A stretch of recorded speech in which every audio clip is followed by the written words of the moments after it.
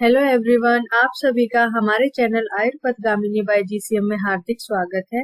आज की वीडियो है पंच महाभूत पार्ट 5, यानी कि आज की वीडियो में हम पांचवा जो महाभूत है पृथ्वी महाभूत उसके बारे में पढ़ेंगे।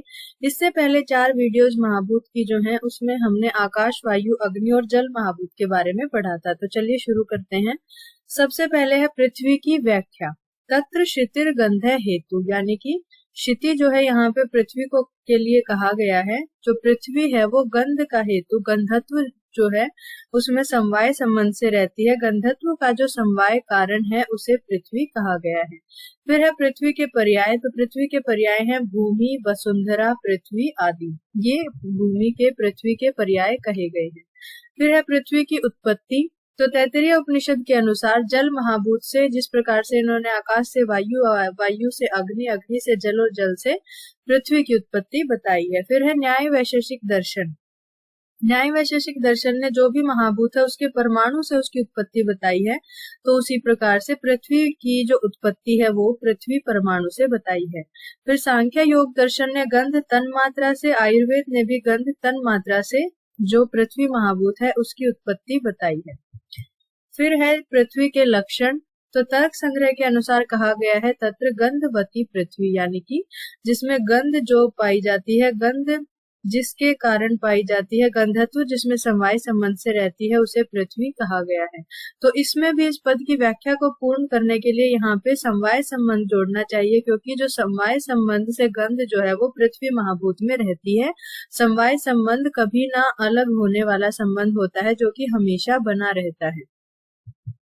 फिर है वैशेषिक दर्शन के अनुसार रूप, रस, गंध, स्पर्शवती पृथ्वी, यानी कि पृथ्वी में रूप भी होता है, रस भी होता है, गंध भी होती है और स्पर्श भी होता है। अगर रूप की बात करें तो पृथ्वी में 7 रूप होते हैं। 7 प्रकार के हमने रूप जो पहले महाभूत की वीडियोस हैं उनमें पढ़े हैं। 7 प्रकार के रूप होते हैं: शुक्ल, नील, पीत, रक्त, कपिश, चित्र, हरित। तो ऐसे 7 प्रकार के रूप बताए गए हैं। 7 रूप जो पृथ्वी में पाए जाते हैं।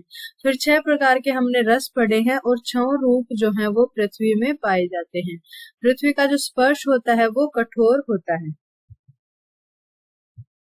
फिर है चरक संहिता के अनुसार खर, द्रव, चल, उष्णत्वम, भू, जल, अनिल, तेजसाम, आकाशस्य अप्रतिघातो दृष्टम लिंगम यथाक्रमम। तो पहले वीडियोस में भी हमने बताया है कि ये जो श्लोक है वो पांचों महाभूतों में लिखा जा सकता है, क्योंकि इसमें आचार्य चरक ने पांचों महाभूतों का जो विशेष लक्षण है वो बताया है, जिसमें खर जो है वो भू यानी कि पृथ्वी का लक्षण बताया गया है, गुण बताया गया है। खरत्व जो है वो पृथ्वी का लक्षण है। फिर है प्रशस्त पाद के अनुसार पृथ्वी के गुण बताए गए हैं 14: रूप, रस, गंध, स्पर्श, संख्या, परिमाण, पृथकत्व, संयोग, विभाग, परत्व, अपरत्व, गुरुत्व, द्रवत्व, संस्कारवती। तो ये सभी 14 गुण पृथ्वी में पाए जाते हैं। तो रूप, अभी हमने बात की थी कि रूप में जो रूप है वो पृथ्वी में 7 रूप पाए जाते हैं: शुक्ल, नील, पीत, रक्त, हरित, कपिश और चित्र। फिर रस जो है वो 6 रस पृथ्वी महाभूत में पाए जाते हैं: मधुर, अम्ल, लवण, कटु, तिक्त और कषाय। गंध जो है वो पृथ्वी का समवाय कारण है, सबसे पहले जो स्लाइड में हमने पढ़ा था। फिर स्पर्श क्या है? पृथ्वी का स्पर्श कठोर होता है और अनुष्ण शीत। जो स्पर्श के 3 भेद हमने पढ़े थे, शीत, उष्ण और अनुष्ण शीत। तो उसमें से जो स्पर्श पृथ्वी महाभूत में और वायु महाभूत में पाया जाता है वो होता है अनुष्ण शीत स्पर्श। फिर है संख्या। तो अगर कारण रूप में देखें तो नित्य होती है, कार्य रूप में देखें तो अनित्य होती है। फिर है परिमाण। तो कारण रूप पृथ्वी का जो परिमाण है वो अणु होता है, यानी कि छोटा, और कार्य रूप का महत यानी कि बड़ा परिमाण होता है। फिर है पृथकत्व। तो पृथ्वी भी अन्य 8 जो कारण द्रव्य है उनसे पृथक है, इसका किसी में भी अंतर्भाव नहीं किया जा सकता। तो इसी वजह से इसे अलग से कारण द्रव्य के रूप में माना गया है, जो कि इसके पृथकत्व को दर्शाता है। फिर संयोग विभाग। तो जब पृथ्वी महाभूत की उत्पत्ति होती है तो उसमें परमाणुओं का संयोग होता है, और जब विनाश होता है तो परमाणुओं का वियोग होता है। फिर है परत्व और अपरत्व। तो देश का जो डिवीजन किया गया है उसमें जो जांगल देश की पृथ्वी है वो पर बताई गई है और अनूप देश की जो है वो अपर बताई गई है। जांगल की श्रेष्ठ बताई गई है और अनूप की कंपैरेटिवली हीन बताई गई है। फिर है गुरुत्व। तो पृथ्वी में अन्य महाभूत की तुलना में अधिक गुरुत्व होता है। जो गुरुत्व होता है वो जल महाभूत में भी पाया जाता है, लेकिन कंपैरेटिवली पृथ्वी महाभूत में ज्यादा पाया जाता है। फिर है द्रवत्व। अग्नि के संयोग से पृथ्वी में नैमित्तिक द्रवत्व उत्पन्न होता है। अग्नि के संयोग से उत्पन्न होता है, डायरेक्ट इसमें द्रवत्व नहीं होता, नैमित्तिक होता है, और वो भी अग्नि के संयोग से उत्पन्न होता है। फिर है संस्कार। संस्कार के 3 भेद होते हैं, उसमें से वेग और स्थिति स्थापकत्व जो संस्कार है वो पृथ्वी महाभूत में पाया जाता है। फिर आचार्य सुश्रुत ने तमो बहुला पृथ्वी कहा है। सत्व, रज और तम जो गुण है उनका जो रिलेशन है महाभूतों के साथ वो हमने पहले 4 वीडियोस में हर महाभूत का अलग अलग देखा है। जैसे कि आकाश में सत्व की प्रधानता है, वायु में रज की, तो उसी प्रकार से पृथ्वी में तम जो है उस गुण की प्रधानता पाई जाती है। फिर है तत्र द्रव्याणि गुरु खर कठिन मंद स्थिर विशद सांद्र स्थूल गंध गुण बहुलानी पार्थिवानी। तो पार्थिव जो द्रव्य होंगे, पृथ्वी महाभूत की प्रधानता वाले जो द्रव्य होंगे वो गुरु होंगे, खर होंगे, कठिन होंगे, मंद होंगे, स्थिर होंगे, विशद होंगे, सांद्र, स्थूल और गंध। तो गंध गुण बहुल होंगे। तो ये सारे गुण बताए गए हैं कि ये गुणों की जो प्रधानता है वो पार्थिव द्रव्यों में पृथ्वी महाभूत की प्रधानता वाले द्रव्यों में पाई जाएगी। फिर तर्क संग्रह के अनुसार भेद बताए गए हैं पृथ्वी महाभूत के। साध्वी विधा नित्य अनित्य च।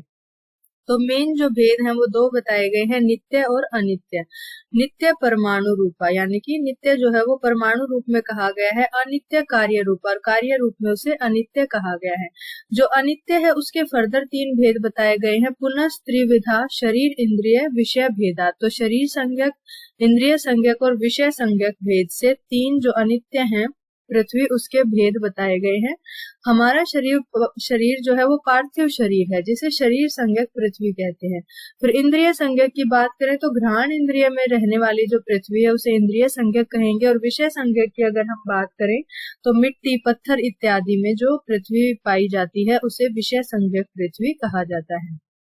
फिर आयुर्वेद के अनुसार शरीरस्थ पार्थिव भाव, यानी कि शरीर में पृथ्वी महाभूत की प्रधानता से जो भाव हैं वो कौन कौन से हैं।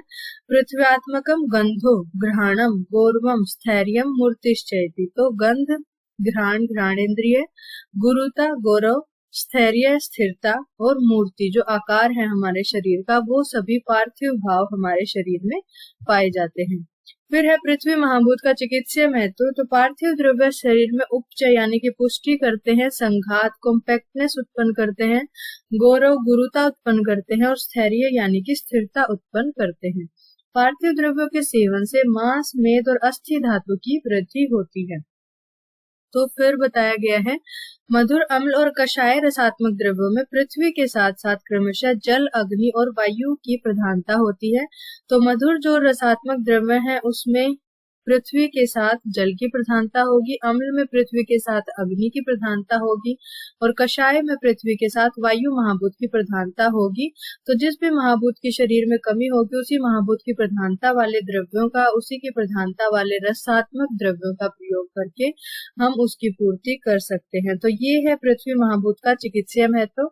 अगर आपको हमारी वीडियो अच्छी लगे तो प्लीज वीडियो को लाइक करें, कमेंट करें, शेयर करें। अगर चैनल पर नए हैं तो सब्सक्राइब करना ना भूलें। Thank you.